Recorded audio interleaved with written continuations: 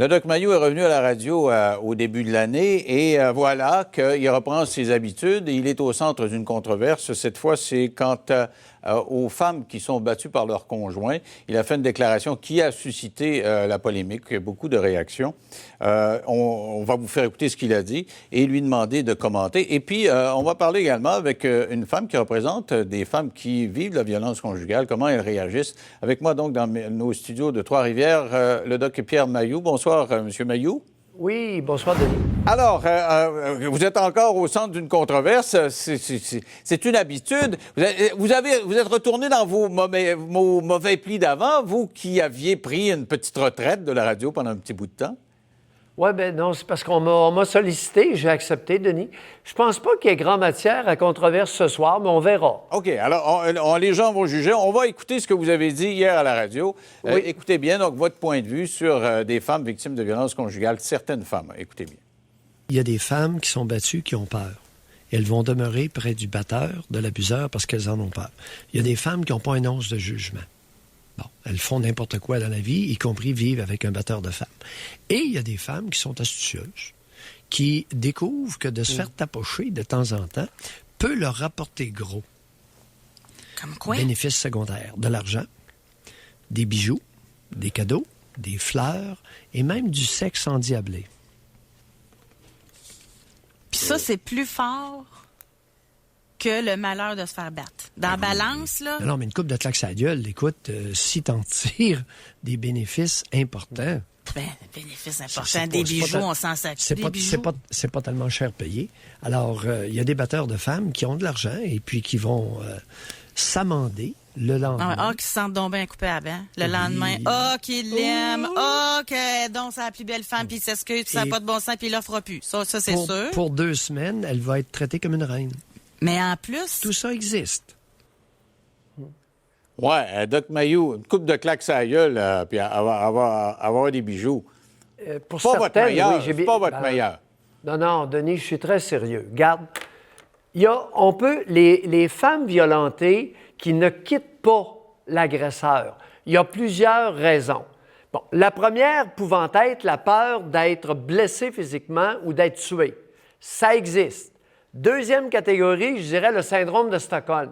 Il y a des femmes qui s'identifient à l'agresseur et s'y soumettent.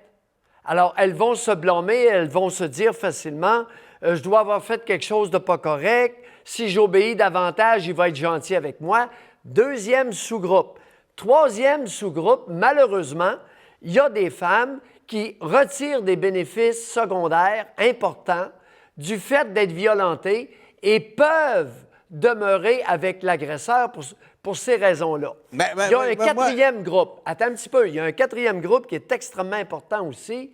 C'est qu'il y a des femmes violentées qui demeurent avec l'agresseur afin de satisfaire des pulsions inconscientes, c'est-à-dire revivre dans le présent des expériences traumatiques du passé.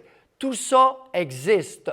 Les femmes battues qui demeurent avec l'agresseur ne sont pas un groupe uniforme.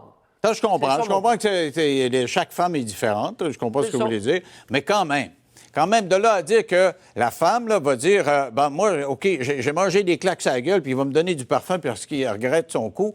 Tu sais, votre collaboratrice, elle a bien dit, voyons non, du parfum. Je sais pas si tu me donnes des claques à la gueule que tu as le droit de que moi, je vais me satisfaire de parfum. Ça prend une masochiste sans nom.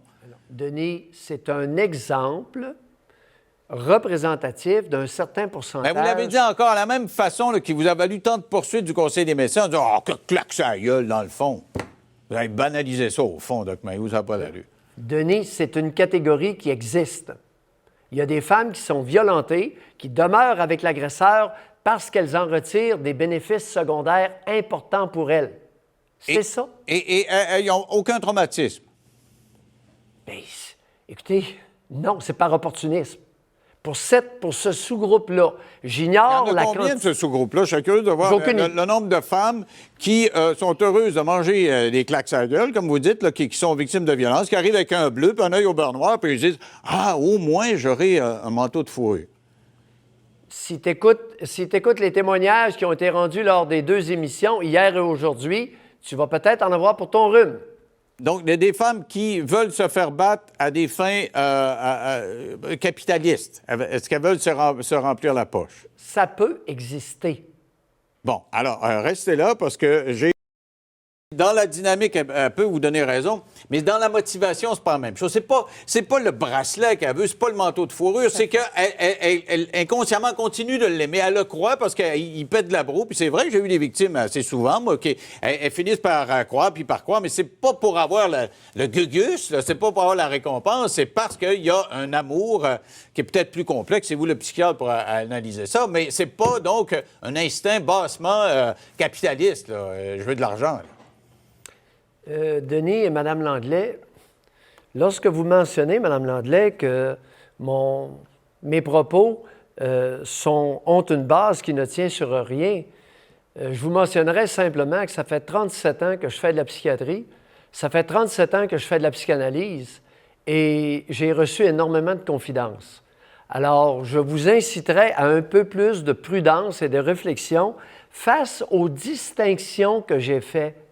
Ça vient de moi, suite à mon expérience empirique. Je comprends, mais vous me dites que vous n'êtes pas capable de dire le nombre. S'il y a quelques individus qui confirment l'exception, il y a des exceptions qui confirment la règle, je veux dire, ça ne vaut même pas la peine d'en parler, là. Denis, j'essayais de te dire que suite à l'expérience que j'essayais de partager avec vous autres une subdivision du groupe de la cohorte de femmes violentées. Et ça m'apparaît important de faire cet exercice-là, Mme Langlais, afin de mieux répondre aux besoins immédiats ou à moyen terme des victimes de violences conjugales.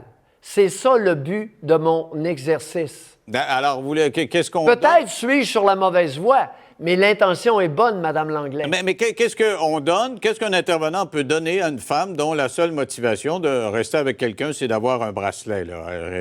Denis, comment tu peux aider une femme? Denis, ce soir, j'ai l'impression que tu fais preuve d'étroitesse d'esprit. Non, mais premier groupe... de décortiquer votre raisonnement, puis j'ai de la misère à non, t'as pas comprendre la écouté. mécanique. T'as pas écouté. Non, j'ai écouté parce que... premier groupe... Non, t'as pas écouté. Non, le premier groupe... Mais c'est parce que vous me dites, vous n'êtes pas capable de me dire le nombre de personnes dans chaque catégorie. Là. Vous êtes en train de m'intellectualiser tout ça, mais vous me dites, je ne sais pas trop combien. Si c'est juste quelques personnes, ça ne vaut même pas la peine d'en parler. C'est plus que quelques personnes. Alors, le premier groupe, qui est le groupe qui suscite davantage une intervention de protection immédiate, c'est le pourcentage de femmes qui sont menacées dans leur intégrité physique ou menacées de mort. Alors souvent, ce sont ces personnes-là qui vont les premières dans des foyers d'hébergement pour être protégées. Parce qu'elles craignent d'être blessées, elles sont menacées, puis elles craignent même d'être tuées dans certains cas. Et c'est arrivé au Québec. Bon, ça c'est une... Et je dirais que mes subdivisions sont à peu près à part égale. Il y aurait autant de femmes qui ont peur de se faire vraiment maganer ou tuer que de femmes qui voudraient avoir un bracelet. Oui, et tu as oublié les personnes, les femmes qui développent le syndrome de Stockholm par rapport à l'agresseur. Alors, ces femmes-là, et j'en ai rencontré plusieurs, Mme Langlais, avec les années, je peux vous l'assurer. Mais c'est pas ça le syndrome de Stockholm, ce qu'elle disait, là, qu'elle aime tellement son mari ou son conjoint qu'elle est prête à lui pardonner, puis c'est pas ça le syndrome de Stockholm? Non, c'est plus que ça. Le syndrome de Stockholm fait en sorte qu'après un certain temps d'abus de violence, elle est convaincue que c'est elle qui fait quelque chose de pas correct, et si elle se comporte mieux, il ne sera pas violent. Elle devient obéissante, soumise et se conforme aux dictats de l'agresseur. OK. Alors là, ce que je comprends, vous me dites que c'est des catégories à peu près au même nombre. Qu'est-ce que vous avez omis de parler de la 4e catégorie? Ouais, celle qui éprouve qui est une répétition inconsciente d'abus vécus pendant l'enfance. Madame Langlais, vous auriez avantage à considérer cette catégorie-là. Vous en parlerez à votre émission, Doc Mayou, mais ce que